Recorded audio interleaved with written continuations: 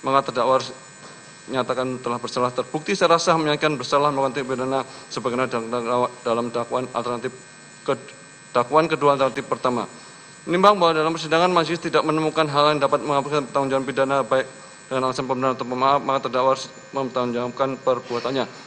Menimbang oleh karena terdakwa mampu bertanggung jawab, maka harus dinyatakan bersalah dan jatuhi pidana. Menimbang bahwa dalam penjatuhan pidana terhadap terdakwa, maka perlu dipertimbangkan terlebih dulu keadaan memberatkan dan keadaan meringankan. Keadaan memberatkan, perbuatan terdakwa tidak mendukung program pemerintah dalam pemberantasan tindak pidana korupsi. Perbuatan terdakwa dapat merusak citra lembaga penyelenggara pemilu yang seharusnya independen dan berintegritas. Keadaan meringankan, terdakwa bersikap sopan selama persidangan, terdakwa belum pernah dihukum, terdakwa memiliki tanggung keluarga, terdakwa telah mengabdi pada negara melalui berbagai posisi publik. Menimbang bahwa tujuan pemindahan bukanlah sarana balas dendam, melainkan sebagai salah satu upaya membina agar yang bersangkutan menjadi manusia lebih baik dan berguna bagi masyarakat, bangsa dan negara, serta memberikan efek jerah kepada pelaku maupun pihak lain agar tidak melakukan tindak pidana yang sama.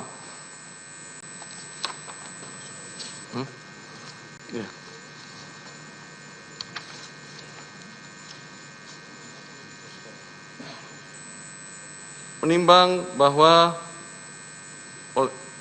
oleh karena terdakwa telah terbukti secara sah dan menyatakan bersalah melakukan tindak pidana korupsi berupa suap, bagaimana pasal 51 huruf A tentang tindak pidana korupsi, bahwa meskipun terhadap Undang-Undang 21 nomor pasal 21 Undang-Undang tindak pidana korupsi tidak terbukti, namun mengingat tindak pidana suap yang terbukti terkait erat dengan perkara tindak pidana korupsi atas nama Harun Masiku.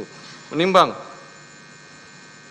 bahwa majelis akan mempertimbangkan barang bukti yaitu berupa nomor 1 sampai dengan 205 memiliki keterkaitan dengan rangkaian peristiwa tindak pidana korupsi dalam perkara suap penetapan calon anggota DPR RI terpilih di mana Harun Masiku diduga sebagai pemberi suap dan masih dalam status buron.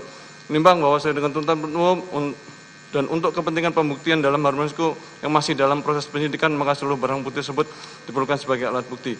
Menimbang bahwa berdasarkan pertimbangan-pertimbangan tersebut di atas, maka seluruh barang bukti mulai nomor 1 sampai 205 dalam perkara terlampir dipergunakan untuk perkara atas nama Harun Masiku, kecuali barang bukti berupa 1 buku warna hitam bertuliskan Kompas TV, teman terpercaya, 1 buku warna hitam bertuliskan Erika E156 personal notebook, dan 1 buah buku notebook warna merah putih bertuliskan PD Perjuangan dengan alasan bahwa terdakwa telah dibebaskan dari dakwaan perintangan dalam dakwaan pertama berdasarkan pertimbangan ketentuan pasal 46 ayat 2 KUHP. Barang bukti yang tidak ada hubungan dengan perkara lain dikembalikan kepada orang atau kepada mereka yang berhak menerimanya. Menimbang oleh bahwa karena terdakwa jatuh pidana, maka berdasarkan pasal 22 ayat 4 KUHP masa penangkapan dan penahanan telah dijalani dikurangkan dari seluruh pidana jatuhkan. Menimbang bahwa karena terdakwa ditahan dalam penahanan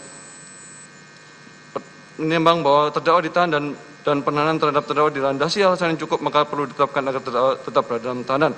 Menimbang bahwa oleh karena terdakwa nyatakan bersalah dan jatuh pidana, maka harus diberi pula membayar biaya perkara. Menimbang bahwa dalam persidangan ini majelis telah menerima masukan substansif melalui amicus curiae dari tokoh-tokoh termuka, termasuk Romo Frans Magnus Suseno sebagai filsuf dan pemikir konstitusional, mantan Jaksa Agung Marzuki Darusman, serta 22 akademisi dan praktisi hukum lainnya yang memberikan perspektif mendalam tentang aspek yuridis, filosofis, dan konstitusional dalam perkara ini, yang merupakan manifestasi penting dari prinsip demokrasi konstitusional dan transparansi peradilan yang sejalan dengan semangat saling mengawasi dan mengimbangi sebagaimana diamankan dalam Undang-Undang 1945. Menimbang bahwa amicus curiae telah mengangkat permasalahan substansi dalam perspektif sosio-legal yang memerlukan perhatian terus dari majelis, khususnya tentang kekhawatiran tentang kemungkinan politically motivated prosecution, timing dan motivasi penuntutan yang dapat mempengaruhi persepsi keadilan. Pentingnya menjaga independensi peradilan dari tekanan politik, kompleksitas hukum pidana dalam perkara korupsi, serta dampak putusan terhadap kepercayaan publik dan kelangsungan demokrasi di Indonesia yang menunjukkan kepedulian mendalam terhadap supremasi hukum dan demokrasi konstitusional.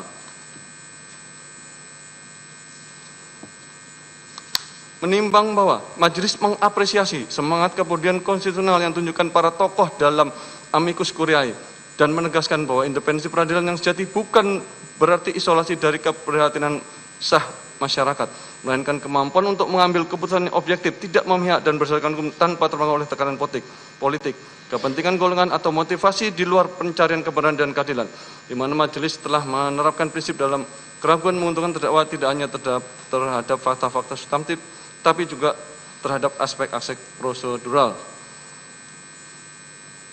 Menimbang bahwa dalam memeriksa perkara ini, majelis telah menerapkan standar analisis yang ketat terhadap setiap dakwaan, di mana dakwaan 1 mengenai kepentingan perintangan penyidikan, majelis telah melakukan analisis terhadap karakteristik delik material versus delik formil, aspek temporal yang berkaitan dengan perbedaan antara penyelidikan dan penyidikan, serta persyaratan ketat konkret dalam delik material yang pada akhirnya berkontribusi pada keputusan majelis untuk membebaskan terdakwa dari dakwaan tersebut karena tidak terpenuhi unsur-unsur secara temporal dan material.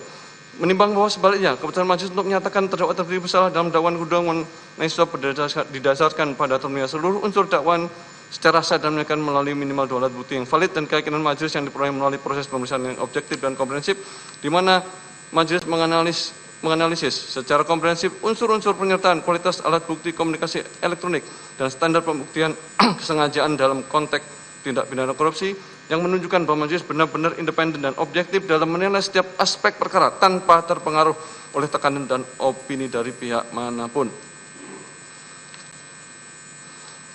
Menimbang bahwa majelis menyampaikan penghargaan mendalam atas kontribusi substantif yang telah diberikan melalui amicus curiae dan menegaskan bahwa seluruh masukan tersebut telah menjadi pertimbangan integral dalam proses pengambilan keputusan, bukan sekedar sebagai referensi tambahan, melainkan sebagai masukan penting untuk memastikan bahwa putusan yang dijatuhkan benar-benar mencerminkan nilai keadilan konstitusional, keadilan prosedural, dan kesetaraan substantif yang menjadi fondasi sistem peradilan dalam negara hukum demokratis, dengan tetap menghormati semangat pencarian keadilan yang disampaikan oleh para tokoh melalui amicus curiae, dan berharap bahwa putusan ini dapat memberikan kontribusi akademik sebagai bentuk menjaga prinsip proses hukum yang adil dan menjunjung tinggi integritas peradilan pidana di Indonesia agar terwujudnya negara hukum yang demokratis.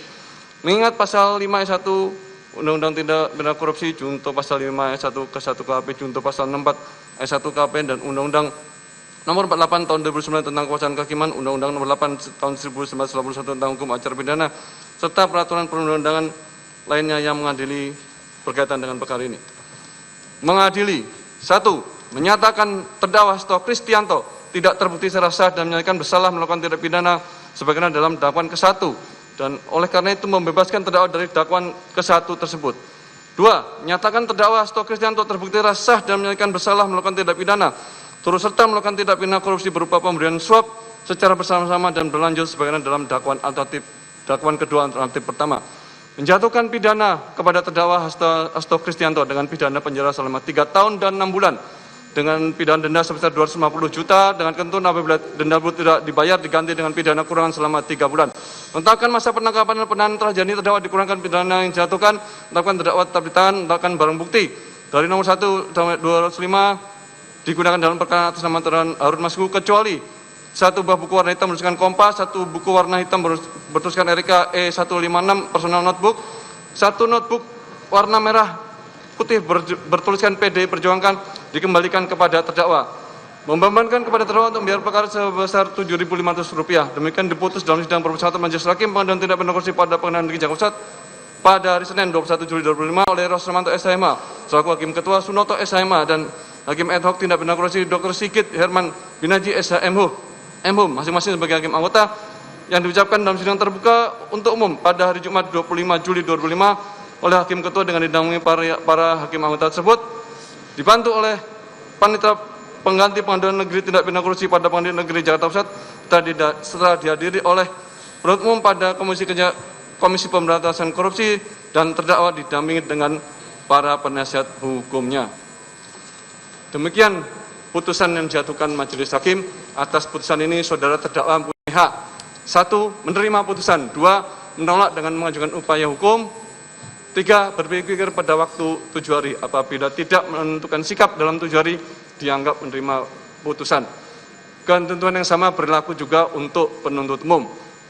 Dengan berakhirnya pembacaan putusan ini, maka kewajiban Majelis Hakim untuk memeriksa dan mengadili perkara ini telah selesai. Dengan demikian sidang nyatakan ditutup